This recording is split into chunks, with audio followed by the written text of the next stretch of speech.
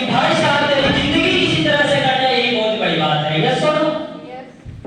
कोई भी आगे बढ़ने की बात नहीं कर रहा। यहाँ तक हमारे घर में हमारे माँ बाप बड़े बुजुर्ग भी यही कहते हैं कि बेटा पढ़, बेटा पढ़, और अगर तू पढ़ लेगा तो तेरी कहीं नौकरी हो जाएगी, तो 10, 20, 50 हजार रुपए महीने कमा लेगा तो तेरा जीवन सफल हो जाएगा। कोई व्यक्ति आपके आगे बढ़ने की बात नहीं कर रही, क्योंकि वो लोग और हम लोग भी मानते हैं कि इस दुनिया में सफल होने के लिए भगवान जो है ना उसको दो तरह से मैन्युफैक्चर करता है। एक सफल लोगों को अलग फैक्ट्री में लाता है, और जो असफल होता है, जो गरीब लोग होते हैं, उसको दूसरी फैक्ट्री से पैदा करता है। लेकिन क्या ऐसा है? बहुत सारे लोगों को हिस्ट्री में जाकर के देखें तो हमको ऐसा समझ में आता है। हम लोग भी मानते हैं कि जो लाखों करोड़ों की बात है वो दुनिया में दो ही तरह के लोग करते हैं। एक तो वो लोग करते हैं जो ऑलरेडी किसी करोड़पति के खानदान में पैदा हुए हो, और दूसरे वो जो बहुत बड़ी डिग्री या डिप्लोमा लेकर के आए हो और उसको कोई कंपनी करोड़ों रुपए पैकेज का ऑफर करे। इस दो के अलावा किसी तीसरे को लाखों या करोड़ों की बात करने का कोई हक नहीं है। ऐसा हम लोग मान करके चलते हैं। लेकिन हम लोग जब दुनिया में झांक करके देखते हैं तो बहुत सारे लोगों की हिस्ट्री में अगर पास्ट में जाकर के देखें तो ढेर ऐसे लोग हैं जिनके पूर्व में उनके पास कुछ भी नहीं था पाने को। हमसे भी पूरी स्थिति में वो इस दुनिया में आए, लेकिन इस दुनिया को जब छोड़ रहे थे तो बहुत खास बन करके गए थे। और हम लोग आम ही इस दुनिया में आते हैं और आम ही इस दुनिया को छोड़ करके चले जाते हैं। कौन सी ऐसी बात है जो वो जानते हैं और हम नहीं जानते? कुछ तो ऐसी बात रही होगी जो वो जानते होंगे और हम नहीं जानते। विश्वास। क्या कोई बता सकते हैं? विश्वास। बिल्कुल। मैंने भी जब इस विषय में पढ़ा लिखा, थोड़ा जानकारी प्राप्त किया, तो मुझे भी यही समझ में आया कि एक सोच और विश्वास ही है जिसकी वजह से हम लोग खास बन जाते हैं और हम लोग आमिर आते हैं और आमिर रह जाते हैं। ऐसा नहीं कि हम लोग विश्वास नहीं करते, हम लोग भी विश्वास ही करते हैं। हम लोग भी जहां भी जाते हैं विश्वास पे ही चलते हैं। मुझे एक बात बताइए, हम लोग जहां भी जाते हैं, मंदिर, मस्जिद, गुरुद्वारे में जाते हैं और माथा टेक करके कहते हैं भगवान हमारी मुराद पूरी कर दे।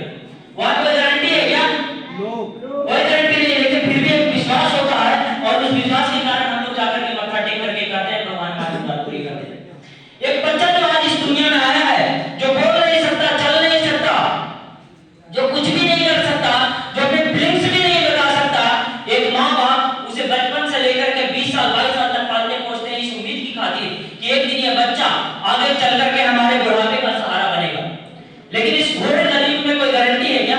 नो। कोई गारंटी है? नो। क्यों बच्चा आपको आगे जाकर के नहीं छोड़ेगा? कोई गारंटी नहीं होती।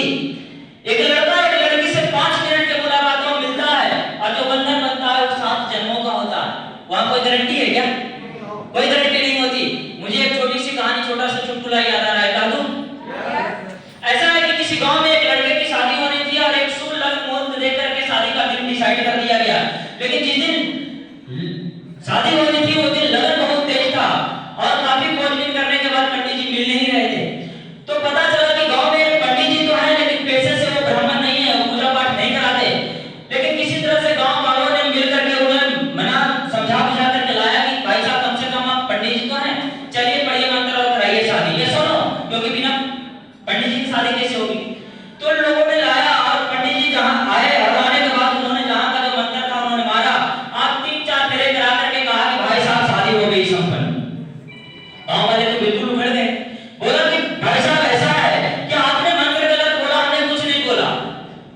आपने शादी जल्दी जल्दी में निपटा दी, हमने कुछ नहीं बोला, लेकिन कम से कम फेरे तो साथ करा ले। ये सुनो, क्योंकि बिना साथ फेरे तो शादी कैसे होगी? जानते हो उस पंडित जी ने कहा जाना चाहेंगे? उस पंडित जी ने कहा कि भाई साहब ऐसा है कि अगर इस लड़की को अपने घर में टिकना हो तो चीन में भी टिक जाएगी, वरना साथ या 700 भी चला ले बात है। आज हम लोग यहाँ से जहाँ भी जाना होता है, आरा जाना, छपरा जाना, मुजफ्फरपुर जाना, भागलपुर जाना, बिहार जाना, रांची जाना, जहाँ भी जाना है, हम लोग 10, 20, 50, 100, 200, 500 रुपए का टिकट कटाते हैं और एक बस ऑटो ट्रेन में सवार हो जाते हैं। हमने से कोई भी भाई साहब जाकर के उस बस ऑटो ट्रेन के ड्राइवर से जाकर के कभी पूछा है कि भाई साहब आपको गाड़ी चलानी